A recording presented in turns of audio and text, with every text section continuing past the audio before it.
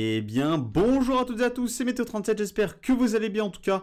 Moi ça va super et aujourd'hui on se retrouve pour ce petit point météo où nous allons parler de la situation à venir cette semaine avec un temps de nouveau très calme à venir dû à l'arrivée de conditions anticycloniques autour de notre pays. Vous voyez, on est entouré par les hautes pressions et donc vont avoir une influence sur notre temps cette semaine puisqu'elles vont résister tout simplement autour de notre pays. Elles vont donc nous influencer tout le long de la semaine et elles pourraient même nous influencer tout le long de la seconde semaine d'avril. Enfin bref, je vais vous parler de tout ça évidemment dans ce point météo, mais avant qu'il commence, je voulais vous faire un petit bilan en vidéo de la tempête Matisse, puisque je vous ai fait un petit bilan dans un post, mais pour ceux qui n'ont pas vu ce post, je vous fais un petit bilan au début de ce point météo. Donc on a tout simplement eu des milliers de foyers sans électricité, 2 potentielles tornades au passage de cette tempête et malheureusement 2 morts également au passage de cette tempête. Et ça, on sait très bien qu'on n'aime pas du tout ça. Quand il y a des morts au passage des tempêtes, on n'aime vraiment pas ça.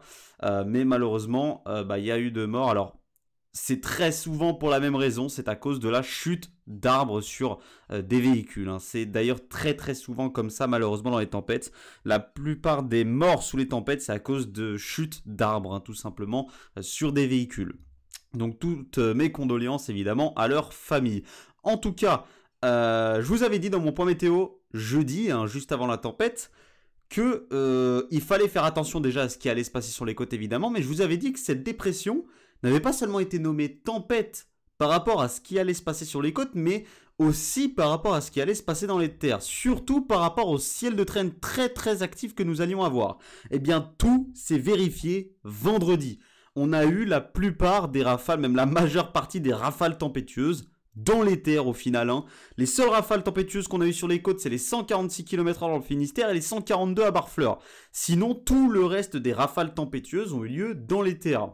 Généralement sur les côtes, entre la Bretagne et le Cotentin en allant jusqu'à la côte d'Opale, on était sur du 110 à 120 généralement, ce qui n'est pas tempétueux sur les côtes. Alors que dans les terres, il suffit juste de dépasser les 100 km/h pour avoir des rafales tempétueuses. Et on a eu des dizaines et des dizaines de reports de rafales tempétueuses dans les terres. Les 105 à Poitiers, les 107 à Dijon, les 130 à Lons-le-Saunier.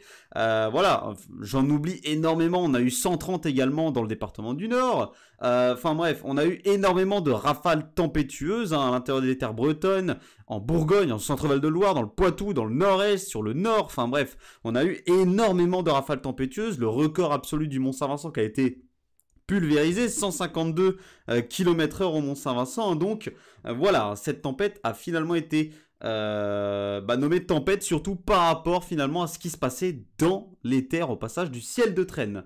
Donc voilà le petit bilan de la tempête Matisse. Donc maintenant on va passer à ce petit point météo et regardez, alors ce sera très court parce qu'il n'y a pas grand chose à dire, le temps va être très calme puisque vous le voyez, on est entouré, on est entouré de haute pression, de conditions anticycloniques qui vont nous influencer toute la semaine, donc le temps va rester très calme toute la semaine. On va avoir le passage d'une petite dépression qui va nous apporter un petit peu de précipitation, mais rien d'exceptionnel. Alors, ce qu'il faudra faire attention par contre, c'est on a la végétation actuellement qui est en train de sortir. La végétation est en pleine croissance actuellement, donc il va falloir faire attention à protéger la végétation, puisque on a le retour des gelées. Cette semaine, temps clair, vous le voyez, le temps sera clair dû aux conditions anticycloniques et on a un flux orienté est, donc les gelées seront de retour avec des gelées généralisées au pays, surtout entre lundi, dans la nuit de lundi à mardi et dans la nuit de mardi à mercredi. C'est là qu'on aura les gelées les plus généralisées au pays. Sinon, cette nuit de dimanche à lundi déjà, on aura des gelées dans le nord du pays et ensuite, ce sera plutôt sur l'est du pays jeudi. Alors pourquoi ce sera surtout dans l'est du pays jeudi? C'est parce que sur une grande partie ouest du pays, finalement, on aura l'influence de cette petite dépression qui va arriver depuis le Royaume-Uni. Et cette dépression, donc, elle va potentiellement nous apporter quelques précipitations sur le pays, mais rien d'énorme. On va pas s'enflammer pour chaque dépression qui va arriver, vous le voyez.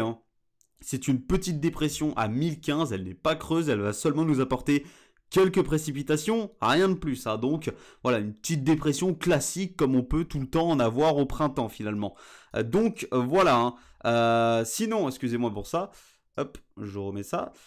Sinon, partout ailleurs, ça restera sec. Et d'ailleurs, ce mois d'avril, selon les prévisions saisonnières s'annoncent assez sec. Hein. Finalement, ce mois d'avril s'annonce assez sec. Hein. On devrait avoir des conditions anticycloniques majoritaires durant ce mois d'avril, finalement. Hein.